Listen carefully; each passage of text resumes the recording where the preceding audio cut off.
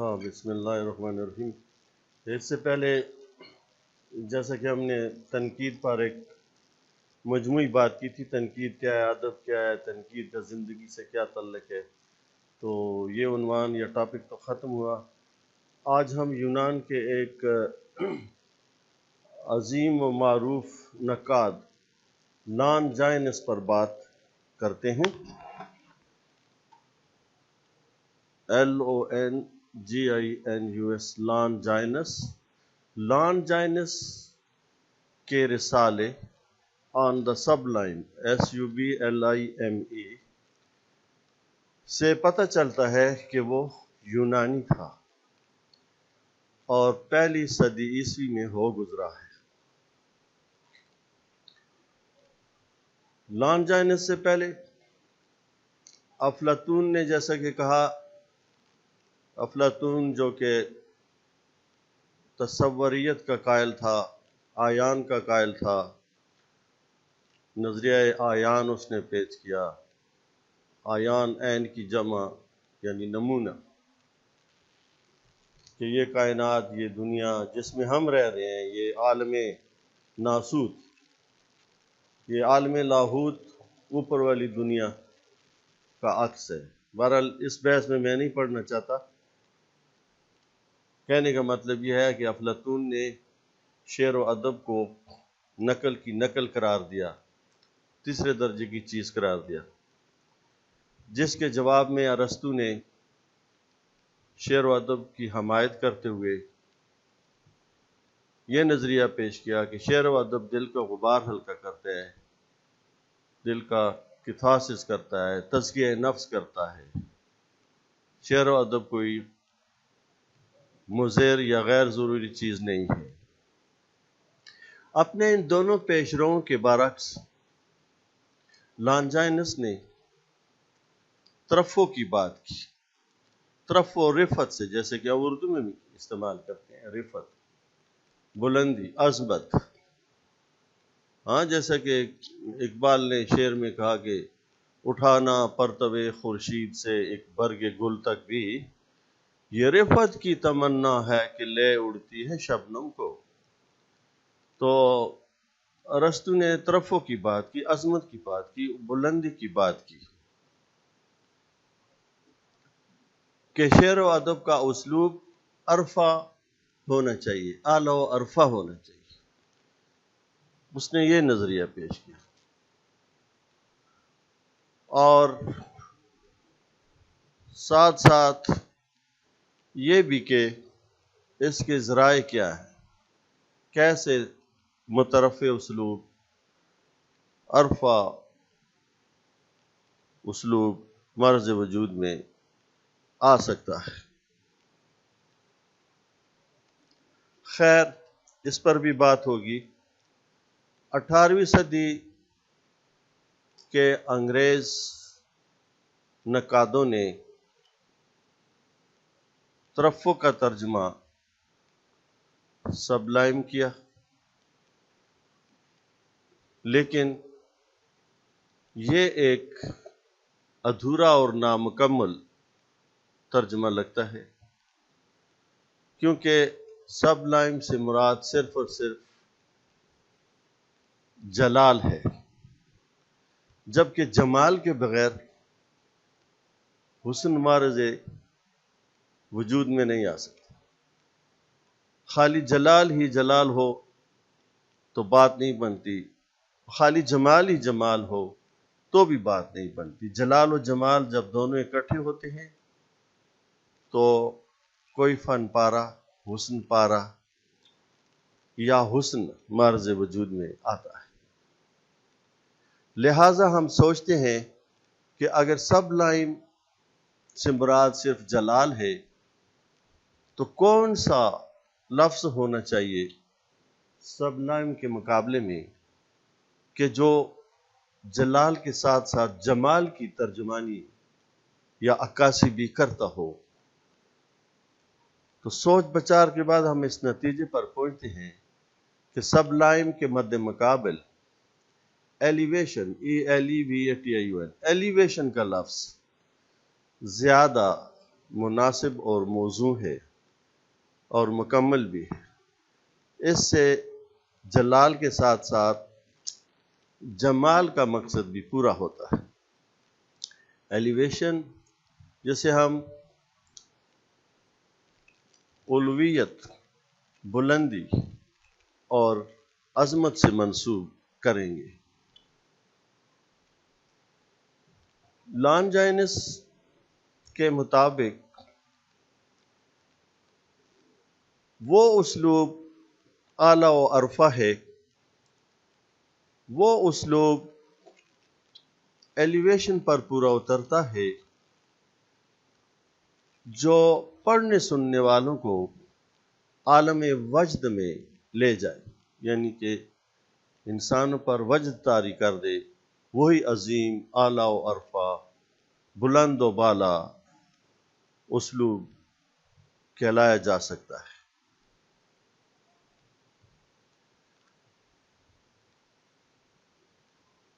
چنانچہ خود لانجائنس کے الفاظ میں یہ کہ اعلیٰ و ارفع اسلوب،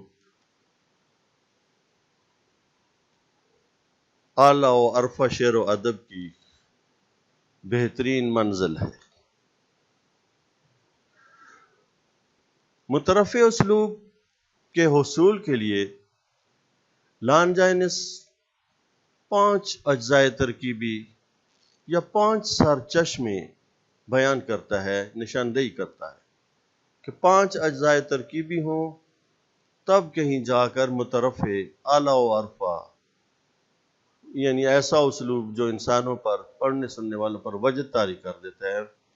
تو 5 اجزائے ترکیبی کی موجودگی میں حاصل کیا جا سکتا ہے، معرض وجود میں لایا جا سکتا ہے۔ بالترتیب ان میں پہلا جز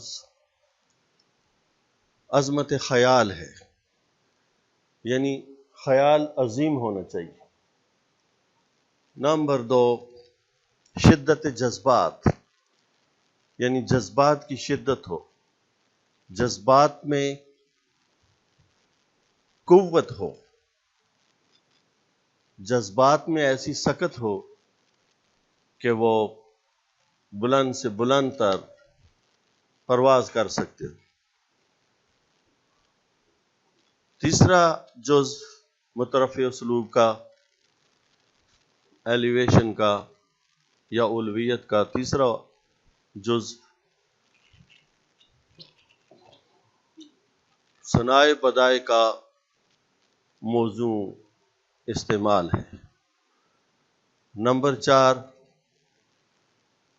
عظمت بیان، جس سے مراد ایسے خوشکن، موزوں اور بہترین الفاظ کا استعمال جو مترفع اسلوب کے اصول میں ممد و معاون ثابت ہو۔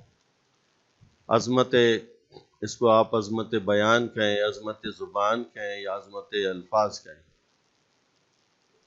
یہ ضروری ہے۔ چوتھا پھر 5واں جزو ہے مترفع اسلوب حاصل کرنے کا، بہترین الفاظ کی بہترین ترتیب۔ یہ نہیں کہ الفاظ اچھے ہیں اور ان کو بے ڈھنگے طریقے سے استعمال کر دیا جائے۔ نگینہ بہت خوبصورت ہے، لیکن نگینے کو انگوٹھی میں اس جگہ جب لگایا جائے جو نگینے کی جگہ ہے، تو تب کہیں جا کر انگوٹھی خوبصورت لگتی ہے اور نگینے کو اپنا مقام ملتا ہے۔ اس لیے تو آتش نے کہا کہ بندش الفاظ جڑنے میں نگوں کے کم نہیں، ہے شاعری بھی کام آتش مرصع ساز کا۔ شاعری، شعر و ادب مرصع سازی ہے۔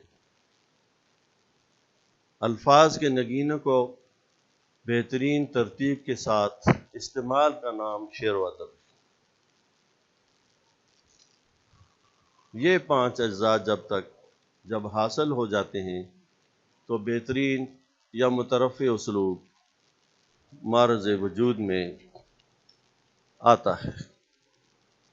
اب اگر ہم بالترتیب ان پانچوں اجزاء پر بات کریں تو سب سے پہلے عظمت خیال کی بات آتی ہے کہ خیال کو عظیم ہونا چاہیے۔ لانجائنس کہتا ہے کہ عظمت خیال فطری اور قدرت کی ودیت ہے، یہ کسی فنی اکتساب یا ریاض کی مرہون منت نہیں۔ خیال کا عظیم ہونا ایک قدرتی عمل ہے، قدرتی چیز ہے، عطیہ خداوندی ہے۔ وہ جو کہتے ہیں کہ شاعر ہونا اللہ تعالیٰ کی دین ہے، اس سے مراد یہی ہے کہ خیال کا عظیم ہونا اللہ تعالیٰ کی دین ہے۔ دوسرا جزو ہے شدت جذبات۔ جذبات کی شدت بھی کوئی سیکھنے کی چیز نہیں، نہ سکھانے کی چیز ہے، یہ بھی عطیہ خداوندی ہے۔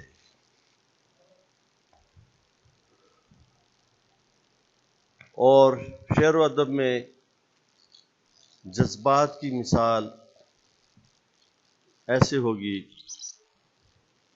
جیسے کوئی کہے کہ قوت اور طاقت چلنے اور پرواز کرنے کے لیے ضروری ہے، بلکہ یوں کہیں گے کہ جذبات اور خیال ایسے دو پر ہیں جو شعر و ادب کے شاہین کو بلندیوں تک پہنچا دیتے ہیں۔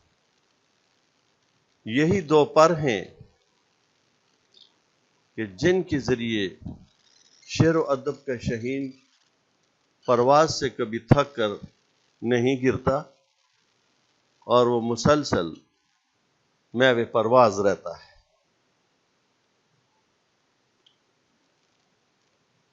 اس کے علاوہ باقی تین جو اجزاء ہیں وہ فنی ریاض، فنی اکتساب، کوشش، جود مسلسل سے حاصل کیے جا سکتے ہیں۔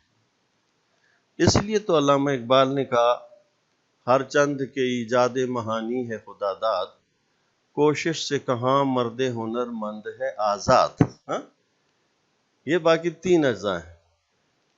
نقش ہیں سب ناتمام خون جگر کے بغیر، نغمہ ہے سودائے خام خون جگر کے بغیر۔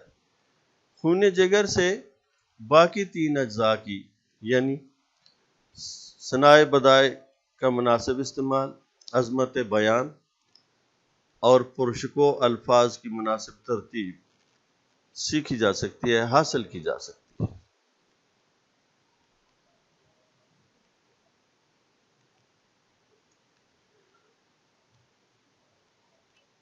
شدت جذبات کے زمرے میں یا سلسلے میں لانجانس جیسے بڑے نکات نے یہ بھی کہہ دیا کہ ترحم، خوف اور غم کے جذبات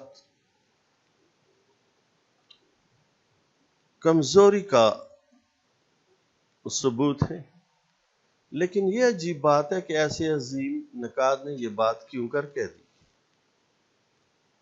جبکہ یہی تینوں جذبات تو شعر و ادب کو عظمت کی بلندیوں تک پہنچاتے ہیں۔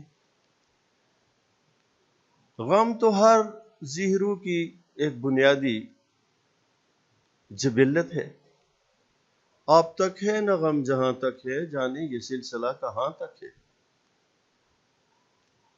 غم سے مبرہ تو پتھر بھی نہیں ہے، انسان تو چھوڑے، غم تو درندوں کو بھی ہوتا ہے۔ میں نے جنگلی حیات کی ایک عکاسی دیکھی، جنگل میں ایک بندر ہے، اس کا بچہ ایک شاخ کے ساتھ لٹکا ہوا ہے، مردہ حالت میں ہے، کسی طرح وہ مر گیا ہوگا اور لٹکا ہوا ہے، اور کالے رنگ کا بندر اس کے پاس بیٹھا ہوا مسلسل آنسو بہا رہا ہے، تو آپ اس مقام پر کیا کہیں گے؟ اور شعر و ادب کی دنیا میں آپ دیکھیں تو وہی عظیم شاعری ہے جس میں زیادہ شدت کے ساتھ غم کا بیان کیا گیا ہے۔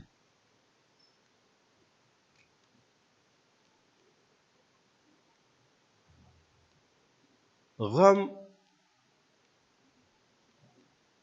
تو جذبات کے نظام شمسی میں سورج کی حیثیت رکھتا ہے۔ جس طرح سورج کی کرنیں چاند ستاروں پر پڑتی ہیں تو وہ چمک اٹھتے ہیں،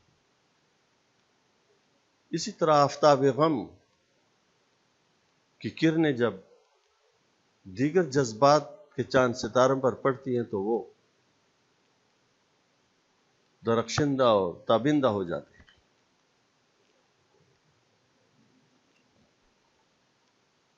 روح چمک اٹھتی ہے جبکہ فقری غم سے جذبات نکھر جاتے ہیں۔ اور حضرت علامہ محمد اقبال نے فرمایا کہ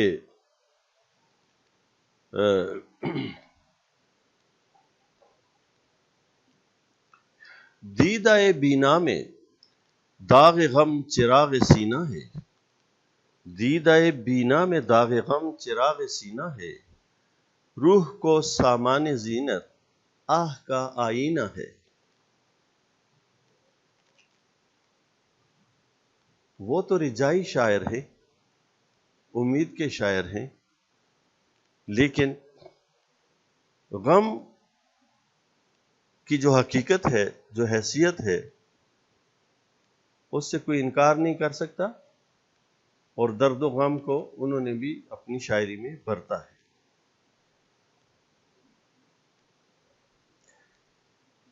آہ یہ دنیا یہ ماتم خانہ برنا و پیر، آدمی ہے کس طلسم میں دوش و فردہ میں اسیر۔ آپ مجھے بتائیں کہ اگر اس شعر میں غم کی بات نہ ہو تو اس شعر پر کون کان دھرتا ہے، کان دھر سکتا ہے؟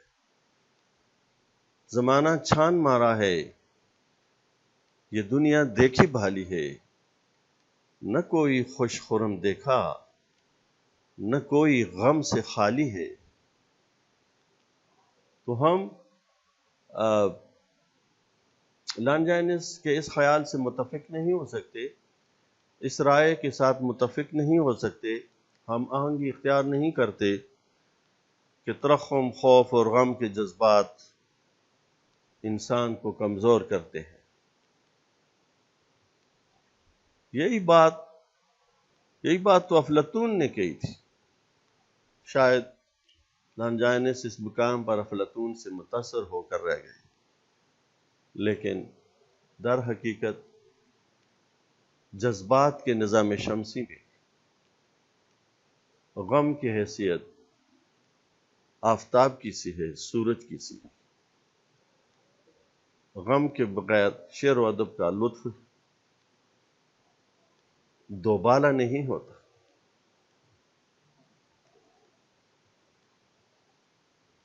ایک بھی تیر نہ چوکا غم کا، ایک بھی تیر نہ چوکا غم کا، دل میں اترے ہیں نشانے سارے۔ تیری نگری سے گزرتا ہوں تو، تیری نگری سے گزرتا ہوں تو، لوٹ آتے ہیں زمانے سارے۔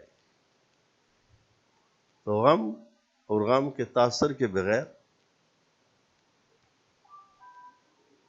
مترفع اسلوب کے حصول میں کامیابی نہیں ہو سکتی۔ آج یہی کافی ہے، اور آئندہ کلاس میں آگے چلیں گے دم لے کر۔